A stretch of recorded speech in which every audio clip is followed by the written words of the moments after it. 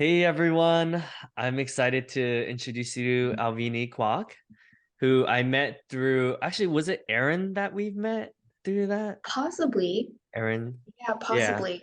at LinkedIn. Aaron and I used to work together at LinkedIn, and yeah, I think you're probably a master networker. But when you told me you did a 10-day silent Vipassana, like I was like, oh my God, like I want to know all about it because I think that would be like probably one of the most difficult things for me to do personally. Yeah. Yeah, thanks for the intro, Davidson.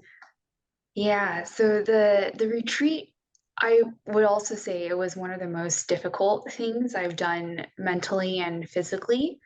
Yeah. And it can sound silly because you think, oh, well, you're sitting there and meditating and you're not really doing any physical labor. But Mhm. the mental challenge was being able to sit through any kind of feelings that would come up, uncomfortable feelings, pain that would come up, and there'd be times where we'd have to sit for an hour without moving any of our limbs. And Oof. so I think I should backtrack a little bit and talk about what the experience was. So I Yeah. decided to attend this course because I wanted to learn how to just be present to reality, be present with whatever came up for me, and be able to move through difficult emotions by accepting them for what they were instead of pushing them away. And I thought that this course would just help prepare me for other areas of my life because there's a lot of unexpected things that can happen during the course of our lives, right? So Mhm. I think going through the course, every person will have their own experience. For me, I'd say the biggest takeaways were one, the lesson of impermanence, how so much of life is impermanent, like your job, your relationships with people, with friends, and even life in general. People come into this world and they also go at some Mhm. point, and you can't predict when when death occurs. So being able to accept the realities of life was a big lesson for me during this Wow. period. Another lesson was understanding how I am the cause of my own joy and also the cause of my Wow. own misery. So, for example, during the course, it got to a point where I was unable to just sit still on the meditation cushion, and I needed a back rest. Mm. I asked for a back rest, but I still decided to not use it because I saw other people during the course just sitting straight on a simple meditation cushion. And I was thinking, if they can do that, why can't I?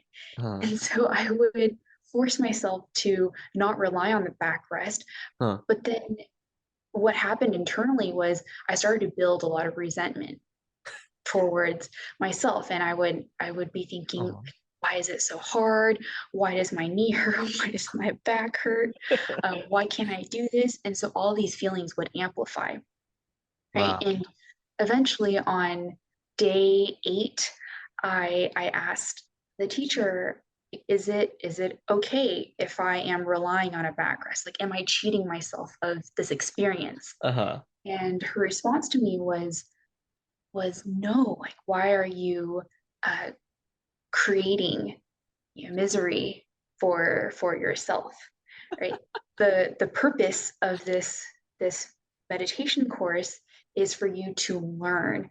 it's it's for you to learn how to meditate and sit when you're in a comfortable position.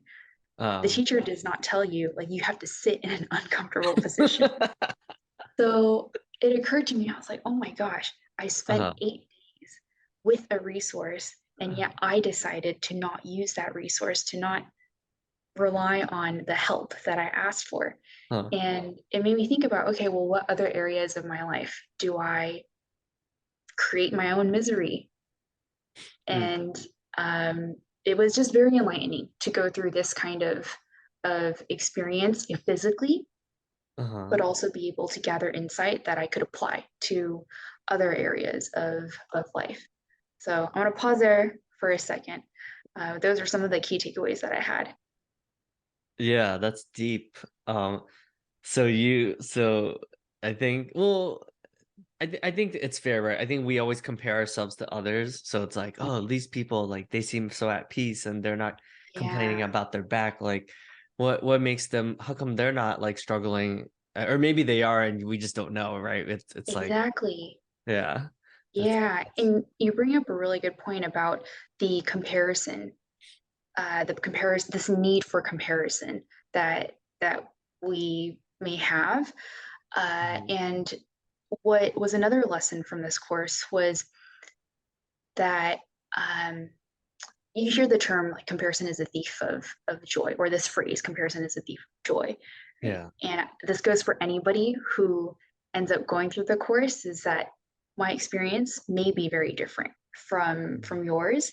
And so go in with an open mind without expecting like, oh, you're going to have this grand realization, because Huh. if you expect that and you don't get it, then you're going to be disappointed. Mm. So one of the other takeaways was when we have these really big expectations, when we crave something and we don't reach that goal and we get super disappointed, if it gets to a spot where it starts to, um, like this reaction starts to manifest in the form of negative like thoughts about ourselves, negative stories and narratives about ourselves, then those are things that we carry with us inside our body, Mm. right? And so I think my lesson there was to just acknowledge that if something doesn't happen the way we expect it, Mm. if you want to be like truly liberated in life, you have to learn how to detach yourself from this outcome. Mm. So it's not that having these goals or aspirations are bad. You can still have these goals, but if you're Mm. so attached to the outcome that it affects the way you think about yourself and your Mm. self-worth, then you're constantly chained to this external factor. Mm. So that's what came up for me. And I'd actually love to ask you this, Davidson. Like, do you find areas of your life where you notice maybe detachment to an outcome and how that's affected the way like you go about living? Oh man, that's a deep question. I definitely think um I think being Asian, like we have a lot of attachment to career success, right? The context of, I mean, maybe most immigrants, right, come in Mhm. with like, oh, my parents sacrificed whatever it is they had to migrate to a different country and, give us a better life. So I owe it to them to at least be successful, at Mm, least on paper. That's sort of what the narrative is. I to answer your question, I would say like career wise, I it's like, and I think comparison, it's hard to not compare, right? Like, I worked at mhm, LinkedIn, so I think LinkedIn is very guilty of, man, like mhm, seems like everyone's crushing it in life, and like here mhm, I am, like still playing catch up, But objectively speaking, like I'm actually doing pretty well, but it takes a lot of like being with myself and like turning off, like deleting social media off of my phone for like a month for me to like be able to make that real come to that realization. mhm, But I think I would say I get attached a lot, like specifically to like body image. Like I'm like, oh, when mm, I was running like cross country and stuff, like I weighed like 120 and now I'm like close to 150, but mhm, I mean I'm more muscular now, right? But I'm just like, oh mhm, man, like it used to be like easier to like not have as much belly fat. mm, mhm. Yeah, there's even that comparison to a past version of ourselves that Mm. we think is better, Yeah. right? Yeah, and something that you pointed out earlier was this idea of what success looks like. Mm. So I wanted to ask you if you could define your version of a successful life, what would that look like for you? I think that's the scary part, right? I feel like I'm already living that, and then saying that, it's almost Uh, like a bit of survivor's guilt because it's like, oh, here all these tech layoffs, and like, some of my friends are just trying to like find someone to marry, and like, yeah. I just bought this amazing Model Y, like Tesla, and I'm like, oh, life is good. It's like, Mhm. am I wrong to like feel good? Like, it's like I feel like Mhm. society always is like, oh, there has to be some problem, some mission that we have to solve, right? But I think the more I detach myself from like, oh, I should volunteer for this amount of nonprofits. Oh, I should raise this much money, or oh, I should be visiting my parents more often. It's like that's a lot of expectations. Mhm. So, I do feel blessed that like I live my ideal life, because I only came up to this realization because I went overboard and I hired like six different coaches, like Mhm. people who I like look up to and admire, and I'm like, oh, I want to live your life. And then like they all ask me like, oh, like what does your ideal life look like? And I'm like, oh, go to like a lot of Tony Robbins conferences, like have my men's group, be able to like have a good life that has autonomy and work-life balance, and then also be able to travel the world. And then they're like, Mhm. oh, okay, like, so what would you have to do to get there? And I'm like, oh wait, I'm already doing all that. Yeah. Yeah. Yeah, and then to realize that, I know you said it sounds really scary to admit that out loud. Hmm. What is it that makes it scary to say like, oh, I am living the life that I want? I think like coming from a place of privilege, right? I live in the United States, right? Yep. Like, I'm Asian, right? So like cops aren't really pulling me over just because of like the color of my skin, right? Like I Mhm. definitely think, and having come from, living off of poverty, like Mhm. not most a lot of my friends like haven't quite gotten out of that cycle, right? Mhm. So I do think I don't know. I think it's just like society says like, oh, like when you're older, like you will have all this wisdom and stuff like that. And I don't know. I just think it's just interesting because I think society has so many expectations of us. And Mhm. I'm starting to see that like, oh, okay, as long as I live life on my terms and I'm happy, and I have high quality relationships with good people, like that's all that matters. Yeah, yeah. It sounds like you're creating your own set of expectations for yourself. And Yeah. in some ways, I see that as detachment from what society says or what other people think they should be doing, because you get to decide how you want your life to look like. And so it's Yeah. really neat to hear that, yeah, you're already living the life that you want. Yeah. Yeah, I think Landmark helped a lot. Accomplishment coaching helped a lot. Tony Robbins. I think a combination of everything, EMDR. I think Mhm. I like really went deep into the inner workings of my soul, my mind. So I think I had to do that in order to like figure out like, oh, it doesn't serve me to like be addicted to LinkedIn, or like, oh, it doesn't serve me to like, like make this post in order to get a certain amount of clicks and likes. And I'm like, Uh-huh. oh, so I really had to like battle and like really see like, oh, like every time I won like an award at Yeah. LinkedIn or something, like it didn't really give me as much joy as I thought it would. Uh-huh. Yeah, I think what you're talking about here with like posting and not getting so attached to like the number of likes, like not getting so attached to these metrics, in Yeah. some ways sounds very freeing for you. Yeah. How would you say, like whether it's thoughts uh or something else, like what has contributed to this ability to not be so focused on these kind of metrics? Mm. I think journaling helps a lot. Like it sounds like you're a big journaler. You're Mm-hmm. very introspective as well, right? Mhm, I think journaling a lot, like every day I journal. So, mhm, I could just be like, after this call, I'll probably be like, wow, like this sounds awesome to do Vipassana. Like maybe I can like intentionally, plan that right in the future, and like let my employer know, like, hey, this is like one of my goals, right? Like, yeah, something like that. So I think I'll just try to journal like every day. So even it's like something little, at least like I get it out of my head and like into the mhm. reality.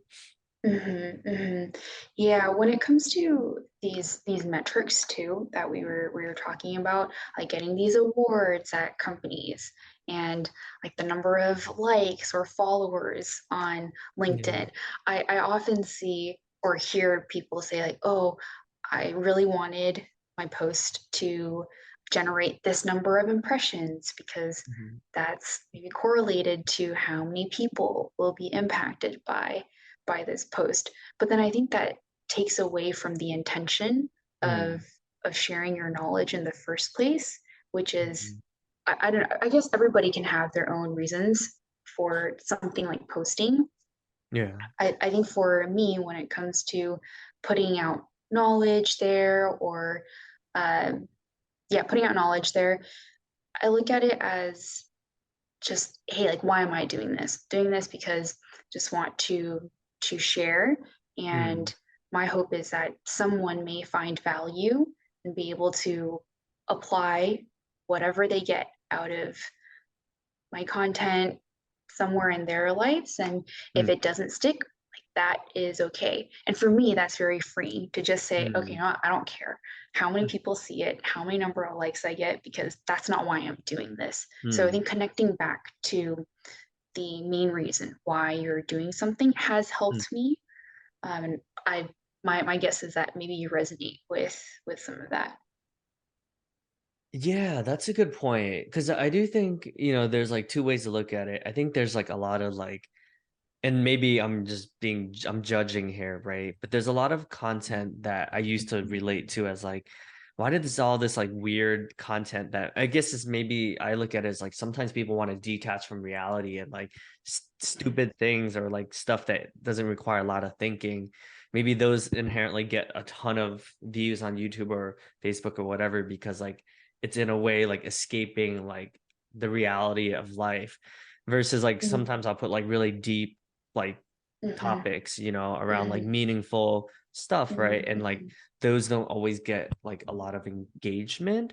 I mean, it's impactful. Whereas like when people reach out, they're like, wow, like that really caused mhm, me to reflect and be more introspective.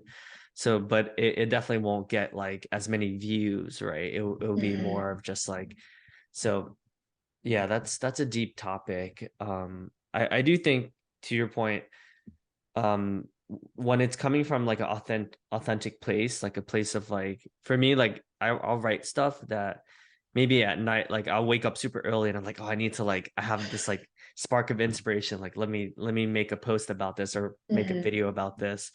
Those mhm. actually typically do pretty well because it's like very authentic. It's not canned, it's not like planned, it's like there's Yeah, like a straight from the genuineness. heart.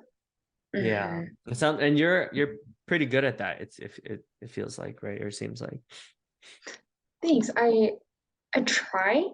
Think I try to post from the heart. That also seems to be when uh, my writing seems to flow the Mm. most.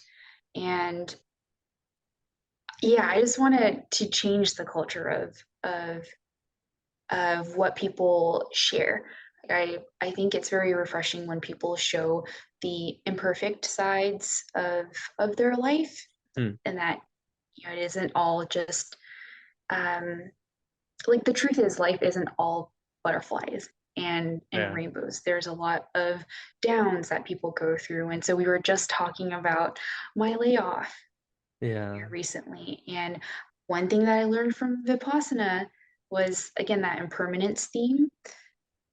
It also just so happens to fall that Vipassana course fell right before I experienced the layoff, and I think the timing was very coincidental, but Mm. also meant to be, because I was able to see the layoff as a moment or just an opportunity where I could practice what I learned from Vipassana Mm. in real life. Mm. And yeah, I think for anybody who's interested in the course, it's also free. And I think it just attests to how like this is an experience that is accessible Mm. to anybody if they want to attend. And I think it also speaks to the nature of the course. It's like it's all donation based if you want to donate, um, but it's most importantly it's accessible. Yeah. Yeah, it's what like piques your curiosity where you're always seeking some sort of personal improvement or like a different level of consciousness. Like, was there like, would you say like a defining moment that caused you to really act upon it? Or That's a good question. I wouldn't say there's a defining moment. I think it's just this internal yearning to constantly learn about myself, learn how I relate to the world, to relate to other people. Mhm. And I think life is just a constant evolution of growth. The person that we are today is very different from the person we are yesterday. Mhm. Not even a person a year ago, I'd say yesterday, because every single moment we're making a new decision. And that decision puts us on a different path, a different trajectory Yeah. than maybe another decision. And Uh, so, yeah, in terms of things that have piqued my interest, I think it's just the curiosity and love for learning, right? There's yeah. so much available in this world, and I think it's also neat to be able to experience things that you would have never thought to experience. Like for you, I know you do a lot of traveling and a lot of these Spartan races, right, and these CrossFit events as a way of maybe improving your own physical health. And Yeah. then for me, I think it's wanting to build up my mental resilience. Um, So looking at the spiritual path is just something that I wanted to explore in these last few years. hmm, that's awesome. And I'm sure you get this all the time, but I think you have this like a very pure like good-heartedness that is like I wouldn't say rare because like of course there's people that have it, but yours is like such a pureness that like I mean I'm sure we all make mistakes, like don't get me wrong, like I'm sure you know we all have our own Yeah, demons and stuff like that, right? But it does seem very genuine and very like your essence is very pure, you know? thanks. That's really nice, Davidson. Yeah. Were you always like that or No. No, no, no. I, that's interesting that you described my essence as very, very pure. I appreciate that, but I definitely would not say um, that I've made zero mistakes. I've made a lot of mistakes in my life, whether yeah. it's with people, like close friends, at work. Definitely made mistakes there, and I think that's inevitable. Every single person on this planet will have made mistakes at some Right. point. But I think it's the Yeah. mistakes and how you react to them that define who you are and define who you want to be. So definitely not perfect by any means. Um, and I'm okay with that. I think accepting to the imperfections Hmm. in myself and the flaws and knowing that I have a lot of work to do personally with my relationships Mm. is something that I've been learning to accept, you know, in this past year. And hearing difficult feedback is challenging for me, actually. Yeah. Yeah. It's very, very challenging because it hits the ego, it stings, but it's part of just the growing process. So Mm. yeah, no one is perfect. I'm definitely not. When you say feedback, do you mean from management, from other relationships, just Oh, in general? yeah. Pers- Mostly personal relationships. Uh, Yeah, so romantic relationships and specifically with a romantic partner, I've had uh, some difficult feedback. oh, That's really? yeah, yeah, Mm. and I think it's inevitable when you're Mm. learning someone new.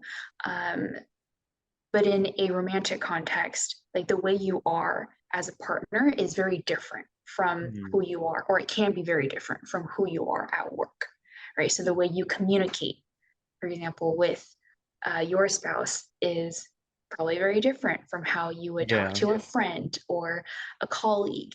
And just learning how my communication style can affect someone else on an intimate level is something that I've been just being I've been exposed to in Yeah. this past year. And I think just understanding that, oh, the way I communicate could do a lot of work.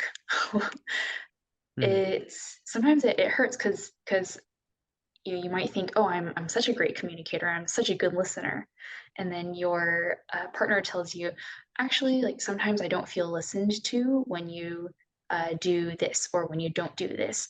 I think that can be a hard pill to swallow, but it's Yeah. also necessary Mm. to understand um, what you can do differently if you want a relationship to work. So Mm. that's what I was referring to when I talk about feedback. Yeah. No, that definitely hits. That definitely resonates. I would say most of my friends would be like, "Oh, like I'm a great friend and listener."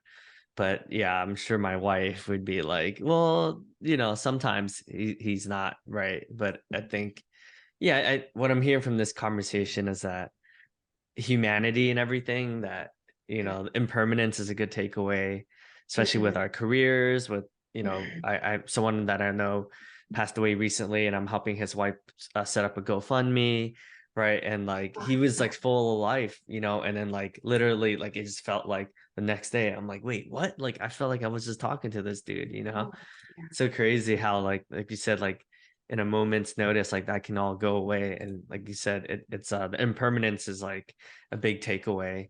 But yeah. I'm sorry to hear that about your friend. Yeah, Super. yeah. I feel like I don't know about you, but I think that's like definitely one of the harder emotions to or concepts to be with, right? It's like, oh wow, like we are gonna all die one day, It's like it's so weird to think that. For me Mhm. at least it is. Yeah. Yeah, it is. It's a very jarring reality of Yeah. life that Mm. everybody's life will stop at some point, and you Yeah. don't know when.